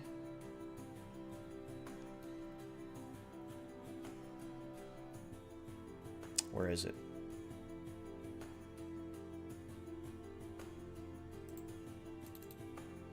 Ah, yes. Okay, so I select the parameter.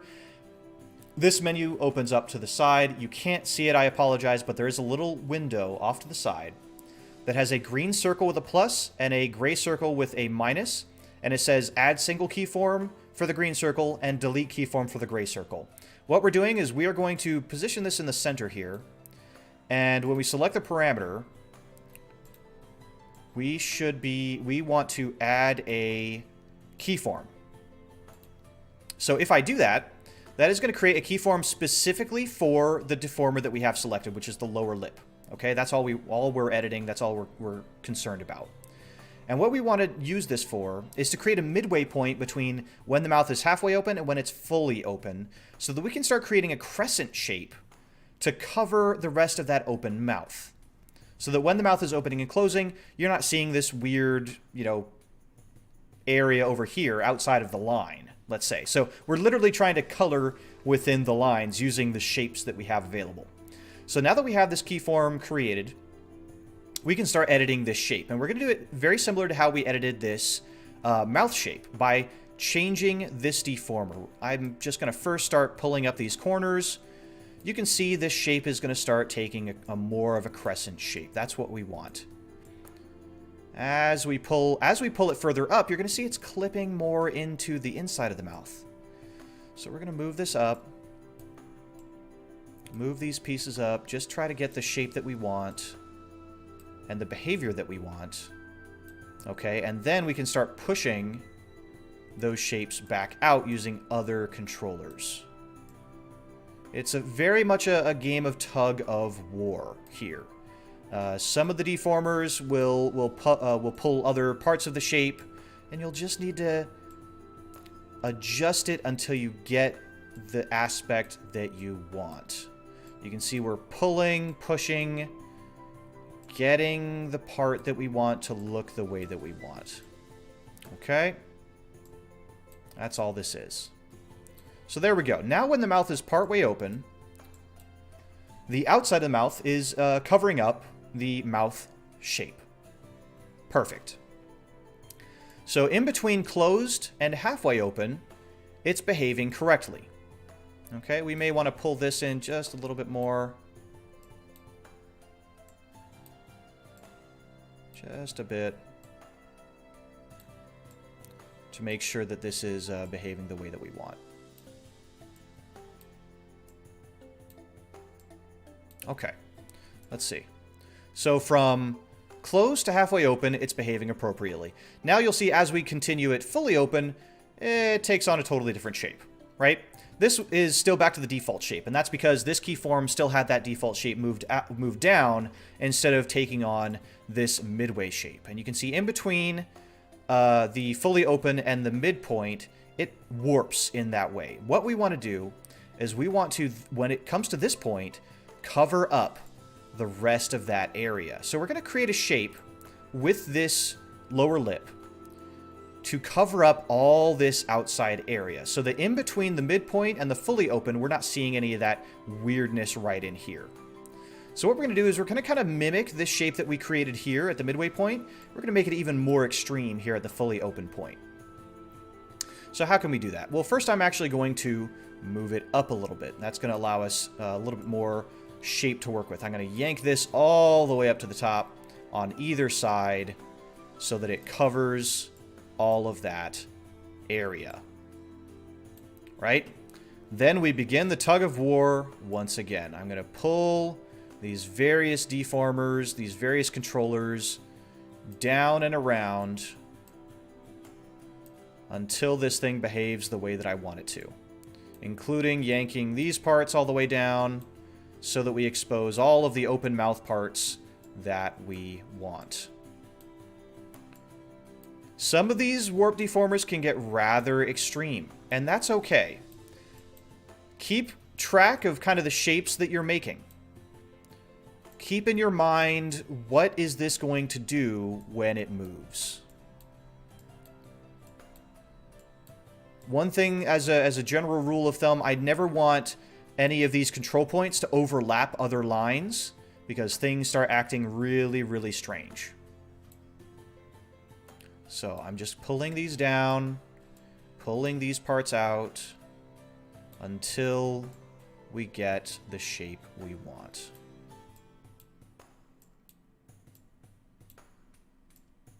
Okay.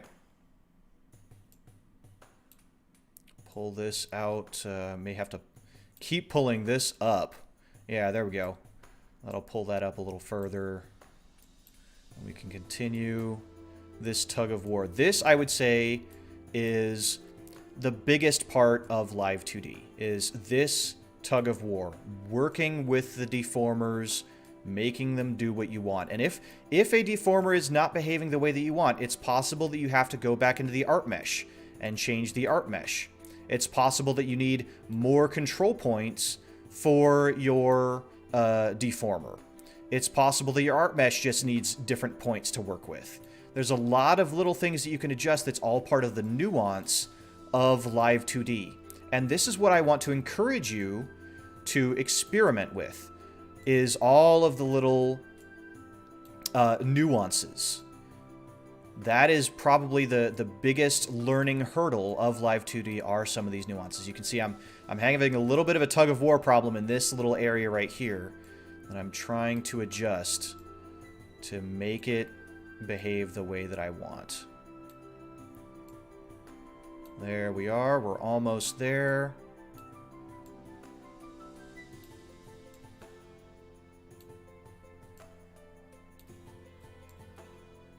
Okay. That is looking just about where I want it. So that's a pretty extreme shape.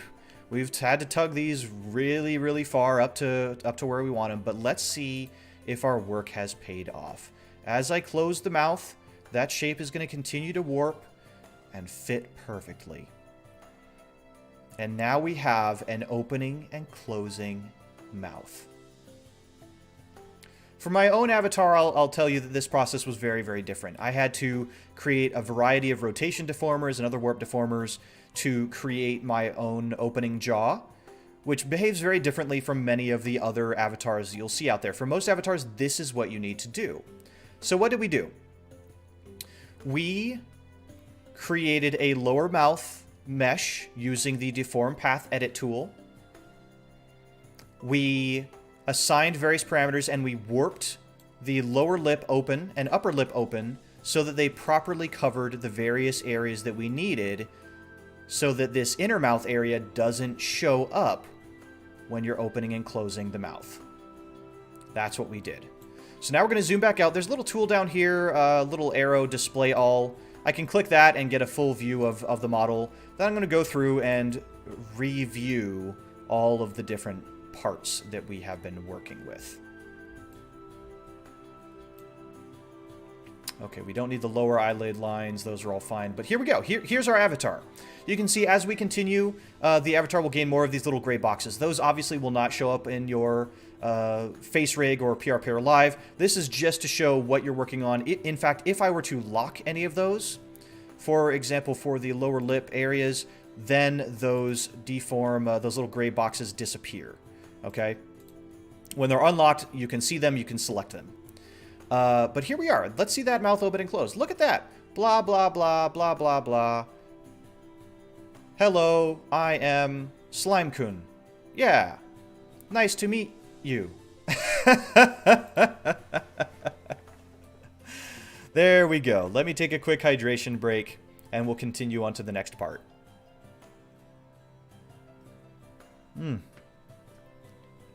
Thank you, Pedunk. Thank you, Lex. Thank you, Swift James. I appreciate you guys being here very much. I really, really do. I would say that the toughest parts of this avatar have been done. Okay? We synthesized the corners for the eyes so that they can look around. Oops. I just noticed there's a little issue over here. Okay, let's fix that real quick. This is another thing you'll find, is that as your model moves around, things will quote-unquote break. Nothing is broken. Everything is behaving exactly as you told it to. But when the eyes are fully open, we may need to squash that upper eyelid the same way we did to this other side. Let's do that really quickly. So it's the right eye, and it's the right eye upper eyelid open. This piece right here, right? So this is the deformer we want. When the eye is open, we just want to bring this down. Just like that. Okay. That way, when the eyes are looking all the way up into in the top corner there, we don't see that eyelid clipping over the edge of the body. Okay. I'm going to shift gears just a little bit to add an effect that I think is going to be really cool. And what that is going to have this leaf kind of sway as if it's swaying in the wind. Okay? We are going to apply this to the breathing parameter. It's the same way that I have my wings moving in the background. I don't actually have any particular parameter for that. I've assigned it to the breathing parameter. Now, PRPR Live and FaceRig and many of the other programs for face tracking use the breathing animation to make your chest kind of go up and down and, you know, to give a little bit of life to it. We can use that in different ways as well to create steady moving animations that will go up and down, or that will have a open and a close portion or something like that. So we're going to do exactly that with this leaf over here. So we're going to select the leaf, and we're going to apply a warp deformer. We're going to call it leaf sway. Okay? There we go. So we've got a leaf sway deformer. We're going to select the breathing parameter. And, ooh, you know what? Let's go back a step. We're going to delete that deformer. We're going to use a rotation deformer. This will be, I think, valuable to show off.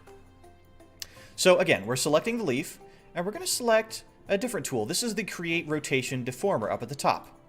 When I create that, another piece, another window opens up that I do apologize that you cannot see, but it says New Rotation Deformer. We're going to call this Leaf Sway as parent of selected object and create. So you're going to see this little doohickey up here. Okay? If I were to move this around, it is going to control the entire leaf. Now, obviously, we don't want the leaf hanging out all the way over here. We want it over here. So how do I move this little doohickey? I have to hold Control and then move the whole icon over to where I want it. Now, what I want this to do is to have the leaf kind of bouncing up and down just slightly. And in order to do that, I'm going to connect the center of this rotation deformer to the stem of the leaf. Okay, just like that.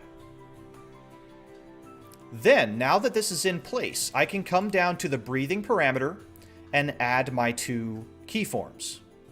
Okay?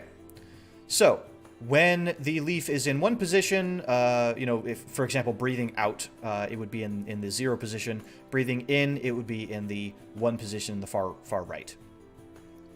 What I mean by 1 is, of course, that this number becomes 1 over here, and when it's off to the left, it becomes 0. Okay?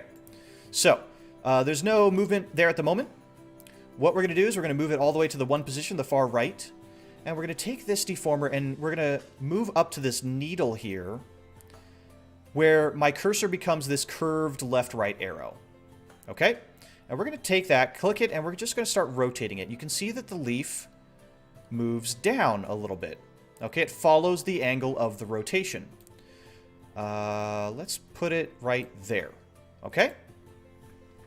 Now, as the model breathes, or as your face cam software recognizes that your model is breathing, this leaf is going to sway a little bit. So what it's going to look like is, well, we can take a look. We can press this play button in the bottom, and our model is coming to life. Look at how cute that is. The eyes are looking around, the mouth is opening, and the leaf is swaying in the wind. If you wanted to, you could leave the model right here. This could be all that you need to move your avatar, to have a little bit more interaction so that your people, your viewers, your chat knows exactly where you're looking around, when you're speaking, and so on and so forth. Oh, get out of my lap, cat. Nope, not the time. This is what you would need.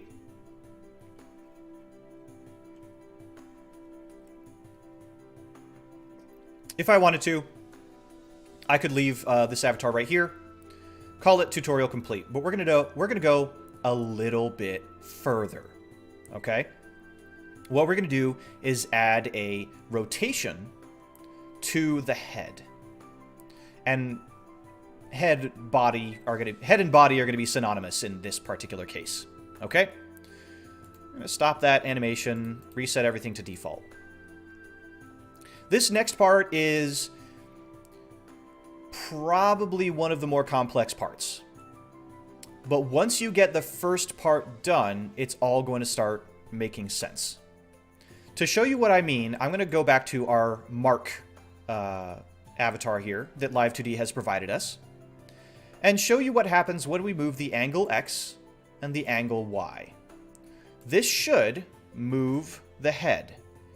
It's a little subtle with this particular avatar, but angle X is moving the head left to right. And you can see that there's a lot of pieces moving left to right. There's the eyes moving, the eyebrows are moving a little bit, the mouth is moving, the ears are moving.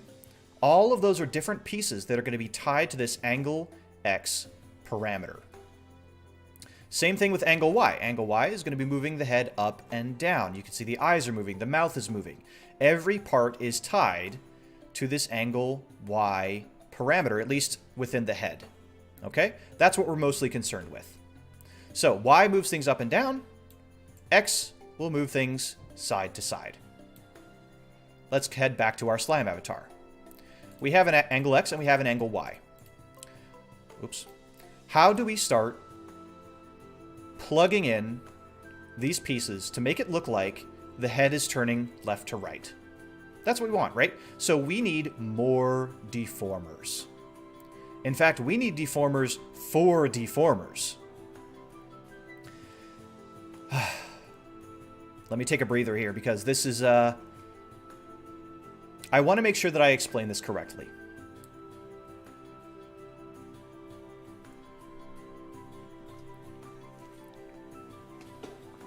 In order to make the head look like it's turning, we will need to apply deformers to most of the pieces that we have.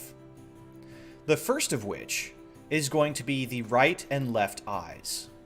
Now, both of these deformers move the eyes individually, which is fine. That's what allows us to look up and down and left and right and all sorts of corners. But we can make a parent deformer to both of those eyes that will move the pieces left and right based on the rotation of your head, just the way that I'm moving my head right now. The eyes follow the shape of my head to create a faux 3D effect. That's what we're looking for, right? We're taking this 2D image and we're going to create a faux 3D effect. The first piece that I'm going to do that with is not going to be the eyes, but is going to be the body. Okay, we're going to take this body duplicate piece here, and we're going to give it a warp deformer. And we're going to call it body. We'll actually call it the same thing as we'll call it body XY. Yeah, body XY. Okay, create. I now have a deformer that is going to affect the entire body. But I want some other things to follow this exact same path. For example, the body flat. And this is the transparent layer that allows us to see the twig kind of in the slime. We want that to be within that same deformer. So we're going to click and drag it until we see the yellow highlight under body XY. and let that drop into there. So now both of these pieces are going to follow the exact same deformer. We're going to go a step further because we want the body shade to behave the same way as well. So we're going to click and drag that up into body XY. Then we're going to take the lower mouth and the mouth and the twig, and we're going to bring those up into body XY. Okay? So now most of the model is under this body XY. We're going to go even further because we want everything under body XY. So we're going to take body XY and move it to the very top of the order. That's right, I can't do that. So instead, we're going to take all of these other pieces and bring them under body XY. Drag them all down until we have that. So now everything is a quote-unquote child of the body XY deformer. So if I were to move this deformer, let's say I wanted to pull this piece of the slime out this way, everything is going to be pulled in that direction. Obviously, that doesn't look great. We're not going to keep that. But you can see that the eye is pulled in that direction, and the highlight and all those kinds of things are pulled in that direction. So, now that we have the body XY, we can start turning the head to make it look like this whole slime is turning from side to side. So just to make sure that I have the right one, the angle X is the side to side, the left and right. So that's what we're going to work with first. Angle X, side to side. We have body XY selected. We select the angle X parameter. We select add 3 keyforms. In the default state, this is where we want it. When this is turned to the left, we want all of this to look as if the entire slime is turning to the left. Okay? How do we do that? Well, we're going to work with the various controllers and deformers to make it look like the entire thing is turning. The first thing that we're going to do is we're going to take the center point. We're just going to hold shift and click the center point and just kind of move the entire slime a little bit to the right. Now that may seem counterintuitive, but there's a reason for this. Just follow along for a moment. Then what I'm going to do is I'm going to start selecting these various controllers and pulling them in that left direction. Let's start with these right here. I'm just going to pull this a little over like this. Okay. Now, as I get further away from the center of the head, I'm actually going to be moving these little things a little bit less. Pieces that are closer to you are going to move more than the pieces further away. Okay? I'm going to do the same thing over here. We're going to pull these a little over to the left because the head is turning to the left. So we want all these to flow to the left. And then over here, we're doing the same thing. Just a little bit to pull these over. Okay. Now that we've done that, we've moved these a little bit over the center point. We've kind of shifted over, and we've pulled these deformers, these deformer controllers over to the left. What does that look like when we return to center? Wow. Look at that. The entire body is now moving. The reason I pulled the entire shape to the right, even though we're turning the head left, is because, well, that's kind of what it looks like. When you're turning to the left, the things that are in the back are going to be moving to the right. Imagine a sphere, if you will. If you turn the sphere in your hand, the part that's closest to you, if you turn the sphere to the left, the back of the sphere is going to be turning to the right. Okay? That's what we're trying to emulate here. We have this big blob, and as we turn it to the left, the back of the sphere is turning to the right. The front is turning to the left, the back is turning to the right. That's why we shifted it over a little bit, and now we're going to do the exact same way in the other direction. Pull this over to this side, and we're going to move the entire thing just a little bit to the left. And then we're going to turn these deformers and pull them to the right. Here we are.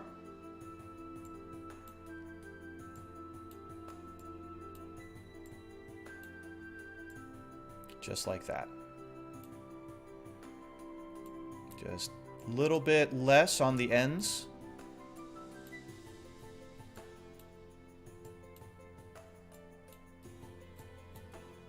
And that should do it. It now looks like... I may have to edit this a little bit more. A little bit further this way.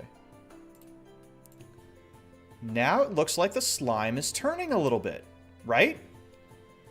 There's a little bit more that we can do to really sell this effect.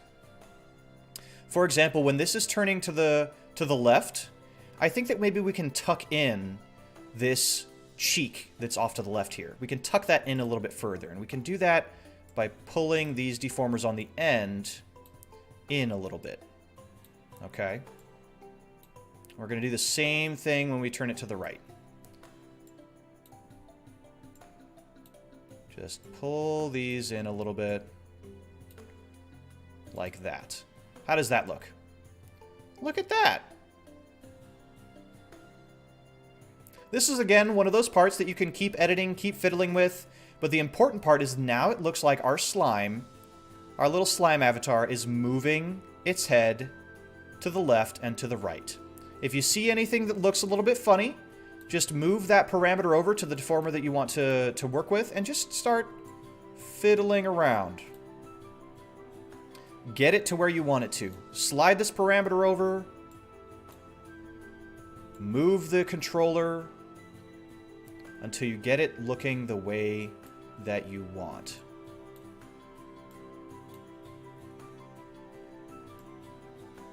There we go.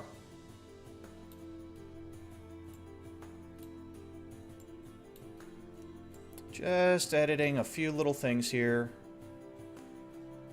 Probably even pull this in a little bit. Yeah, pull that in so that it looks like the twig is really moving when you're turning. I think that's a good effect. Yeah, look at that. Now it really looks like the twig is moving when you're turning from left to right. That's it. That's the left to right movement done. Let's do the same thing with the up and down movement so that when your avatar is looking up and down, it will follow that movement as well. So, body XY, angle Y, add 3 keyforms. In the center point, we want it exactly as it is. When we go to positive 30 for this particular parameter and negative 30 for this particular parameter, then we want it to go up and down. So positive is up, negative is down. So let's start with the up. Move the red circle all the way over to the positive keyform. And then we need to start making this look like your avatar is looking upwards. Now, funny thing is, again, if you're rotating a sphere back and forth, up and down, the front is going to move up and the back is going to move opposite. It's going to move down, okay? If you have any sort of spherical object in your home that you can use, a ball or a figure or even a plush toy or something like that, move it physically in your hand, okay? Move it physically to see how different parts of it behave. It will help a lot in wrapping your brain around what your avatar is supposed to be doing. So, for this, we want the back, the top of the head, to actually be pulled down a little bit. Okay? Because the top of the head is moving back. Look at my avatar. The top of my head, as I open my mouth wide every time I look up, the top of my head moves back a little bit, okay? That's kind of the thing that we're trying to emulate. So we're going to pull these top ones down a little bit, even as we move the center parts upwards. Okay? Just moving these guys around. You're probably going to move the center parts a little bit further than the outward parts to really sell that 3D effect. Okay? Now, down at the bottom, we're going to have the opposite, right? So, again, these pulled in at the top, and they're going to pull down just a smidge at the bottom. Let's take a look at that. Look at that. Now it looks like your slime is looking up a little bit. Okay, we're going to do the same thing on the other end of things. So, we bring the parameter all the way to the negative position, all the way to the left, and we're going to move these down. Now, on this side, because when you move your head down, the top of your head is going to move up a little bit. So we're going to emulate that here. We're going to pull these top pieces up. All these green and gray control points. We're not using the red control points because that would change the shape of everything in here. We're just using those. Then we're going to pull the ones in the center down. Okay. With the outer side ones, they're not going to move as much. But the inside ones are going to move a little bit more.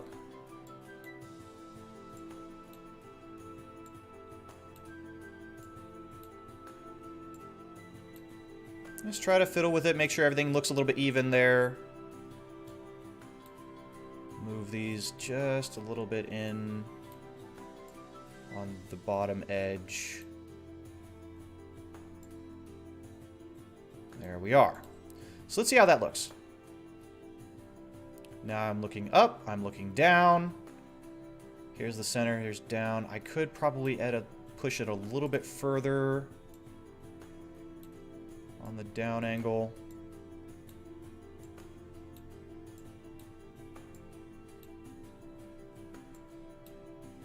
Let's really pull this this twig in here as well, I think. There we go. There we go. And then we're going to just continue to fiddle with it now at this point. I'm going to pull this twig in when we come up to this side as well, so that when you're moving up and down, that twig really feels like it's moving. Moving and grooving. There we go. There we go. So then here, we want this moving down a little further, I think. And then when it goes up, we want this moving up as well a little bit, I think.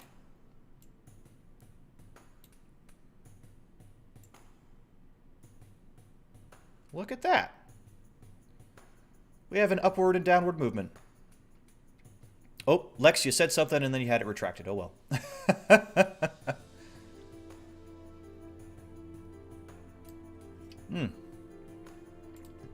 Quick break there. Let's see.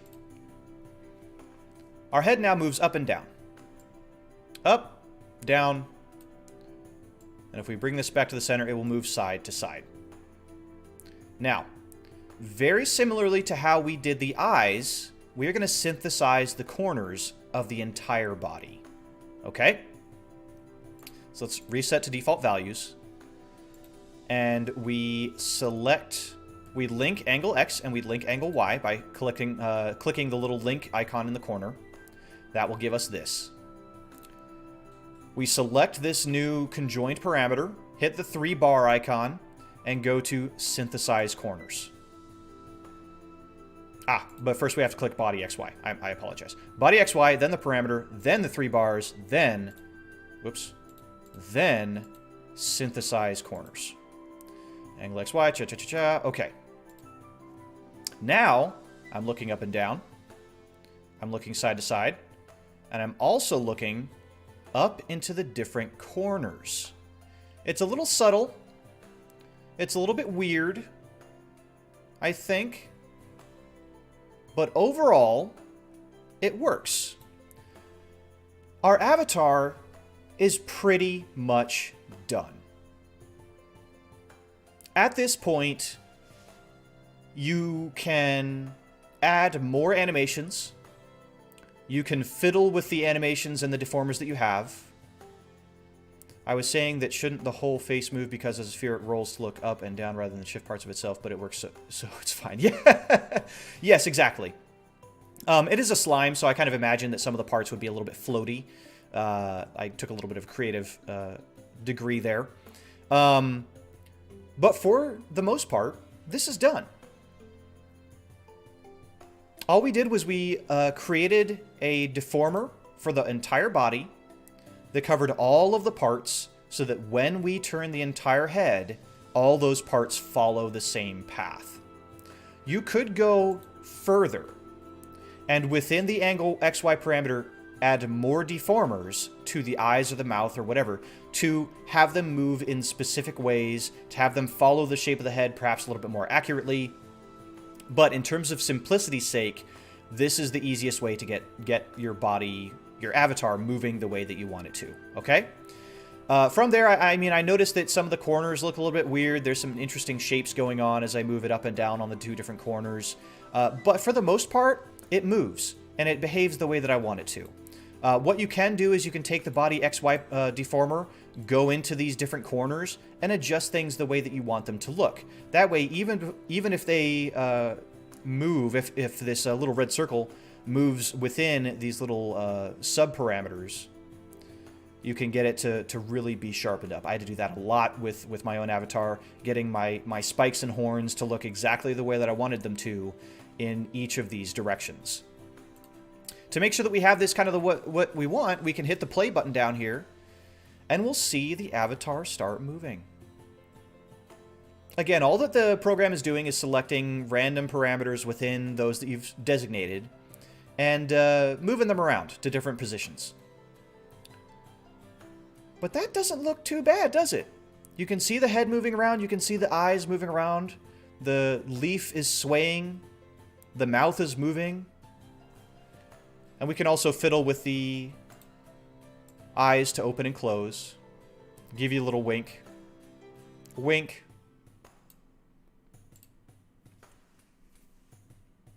Here it is. We've done it. It took us a couple hours to explain through it, but we got there. And I do hope that I didn't lose anybody in any of my explanations. I do apologize if I did. Like I said, I'm a dragon. I'm not a teacher. But if I can do this live while animating a fresh avatar that I have not practiced before, then I know that you can do it too. I know that you can do it. There are many other tutorials out there as well. Live2D has its own tutorials. I recommend you follow along with theirs. I think theirs ends up being a little bit too technical, a little bit less personal, and so they don't really go into depth of why the things do what they do. So I hope that my tutorial can add a little bit to that. We're going to kind of review as this little avatar moves in the background. We have the parts. All these parts, the body shade, the lower mouth, etc., the twig, all of these were the layers that we imported from Clip Studio Paint. All of the names were retained when we imported them. That's one of the reasons that naming things appropriately is very important. When we import them, we give each thing that we're working with an art mesh. That's using this button right up here, the auto art mesh. We didn't use any other art mesh other than the standard art mesh. Okay? Once every single piece has an art mesh, we could start editing them. And by that I mean adding deformers. And we did just that. We added deformers for the eyes to move around, the right eye XY, the left eye XY. We added deformers for the eye to open, the line and the eyelid.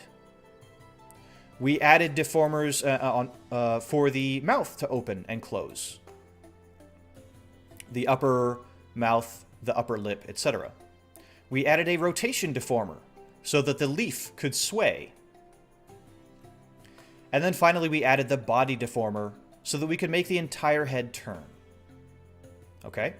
Once you plug in all those deformers, then you start messing with parameters. The big thing to remember is that you must select the deformer, then select the parameter that you want to work with, add the keyforms that you want to work with, move the parameter selector, the red circle, to the side that you want to change, and then make your edits. If you don't do it in that specific order, things start breaking, and you don't get the thing that you want. Ingrain that process into your mind. Select the deformer, select the parameter, move the parameter selector, then warp your shapes and move your shapes. Okay? We did that for each eye to move it along so that the eye can move from left to right and up and down. Once we had that set, we were able to select the linked icon, go up into the 3-bar button here, and select Synthesize Corners. That gave us the various corners in the top and bottom, right and left. Once we did that, we were able to create deformers and animations to make the eyelids open and close.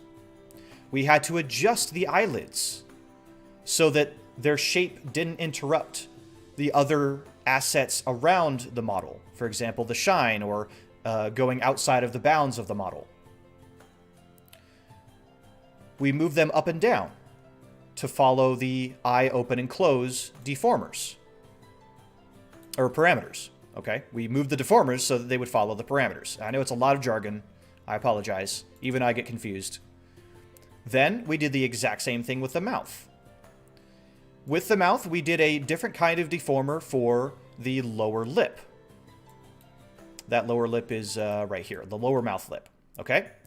And you can see it moving right there, where we use the Deform Path Edit tool to create this smiling shape so that the slime could open and close. Once that was set, we edited the lips so that they covered up the inner mouth appropriately. And once that was done, we were able to go into Body XY, create this deformer that covers everything, and make the head tilt from side to side. With that, we were able to successfully create, as you can see, an avatar that moves. It blinks, it winks, the mouth opens and closes, the twig sways in the wind, and it bobbles from side to side as you turn your head. There's one last step before we can move this into something like FaceRig or PRPR Live or any of the other face tracking programs. So let's stop this from moving for a moment. That is to create what's called a Atlas texture. Okay? Now, if you look around some of these different tools, you'll see Show, okay? Show Texture Atlas. If I click this, you'll see that everything turns red here. And I get a warning that says 16 visible objects not placed into Texture Atlas yet. Okay, let's do that again. Model guide image, and then we're going to do Texture Atlas. T is the switch key. Okay, so let's hit T. Takes us from showing the model to showing the texture atlas. This red means that none of this is in any sort of atlas that a program could recognize. Okay, so how do we fix that?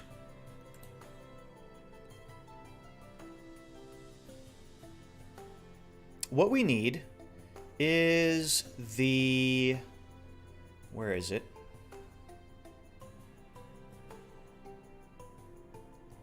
Right, so this is where I myself got a little bit tied up when doing my own avatar. If I went to export for runtime to create the Mach 3 file, which most programs use to generate their avatar, if I click that, it's going to tell me invoke after texture atlas is generated.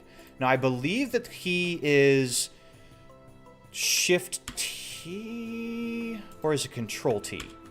It's Control T. Okay, good. Control T. I get a little window that says free version, the max number of textures is 2040 pixels. I can hit don't show again, and I can hit OK. Okay? So I'm going to get another window that says new texture atlas setting. Underneath that, it says texture name. I'm just going to leave it normal, which says texture atlas 1. I'm going to leave the width and the height as 1024 pixels. And then default layout, display model images, and then automatic layout. When I hit OK... oh, this is bumming me out that you can't see this. You know what? I may be able to do something to show you this because you really need to see this. Hold on one second.